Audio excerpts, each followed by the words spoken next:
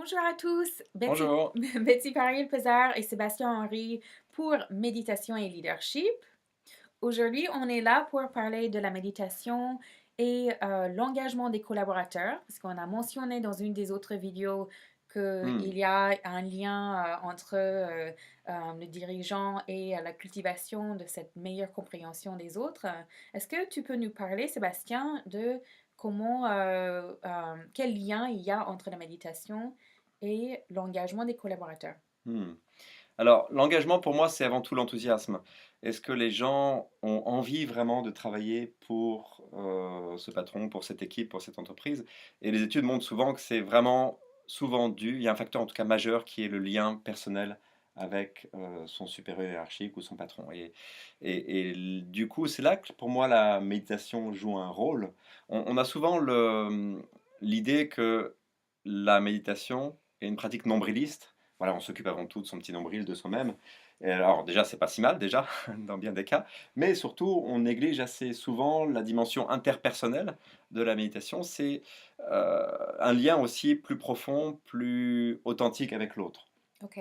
Donc, il y a c'est ça, en fait, les bienfaits, en fait, pour le décideur qui va augmenter, en fait, cette capacité à être en lien avec Ouais, et les ça va autres. surtout prendre la forme de davantage d'empathie. L'empathie, c'est la capacité à ressentir ce que ressent l'autre, en OK. fait. Et Et le en lien, quoi ouais. l'empathie est important pour un décideur et intéressant pour l'entreprise? Bah, ça fait tout simplement un décideur qui est empathique, il va donner la sensation aux gens avec qui il interagit, les gens de son équipe en particulier, que, il les comprend ou elle les comprend vraiment. Et ça, c'est cette sensation, je pense que vous l'avez, vous voyez la différence que ça fait entre, le moment où on a la sensation d'être compris par quelqu'un et la sensation de ne pas être vraiment compris.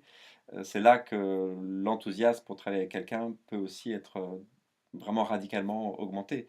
Et le lien entre la méditation et l'empathie, c'est vraiment que quand on est, par exemple, voilà, on discute tous les 2 ou on discute avec une autre personne, si pendant que la personne me parle, mes pensées sont à droite, à gauche, en train de penser à ce que je vais faire, après, notre entretien ou ce que je vais manger ce soir ou les emails que j'ai envoyés, je vais pas être complètement présent. Et la pratique de la méditation, comme on l'a défini dans une des vidéos qu'on a faites plus tôt, c'est l'art d'être le plus possible dans l'instant présent. OK. Et ça s'applique aussi à une conversation. On peut être, Mhm. quand on est en conversation avec quelqu'un, le plus possible vraiment présent avec lui ou avec elle.